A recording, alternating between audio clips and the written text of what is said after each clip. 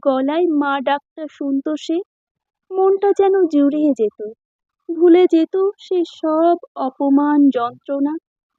বিল্টুকে মনির মতো করে মানুষ করার স্বপ্ন দেখত চম্পা। ভেবে নিয়েছিল বিল্টু হবে তার একমাত্র সন্তান। হঠাৎ ঘটে গেল অঘটন। দুর্ঘটনায় মারা গেল গোপাল। পাড়ার লোক বলল ডাইনি একটা, যার সাথে বিয়ে হয় তাকেই খায়। শাশুড়িও একমাত্র ছেলের মৃত্যুর শোকে কথা শোনাতে ছাড়ল না।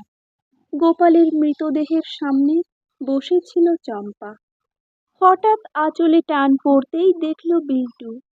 চম্পা বিল্টুকে কোলে করে ঘরে নিয়ে ঘুম পাড়িয়ে দিয়ে এলো। সংসারে দুর্দিন নেমে এলো। চরম অভাবের সম্মুখীন হলো গোটা পরিবার। অসুস্থ শাশুড়ি মাকেও বাঁচানো গেল না বেশি দিন।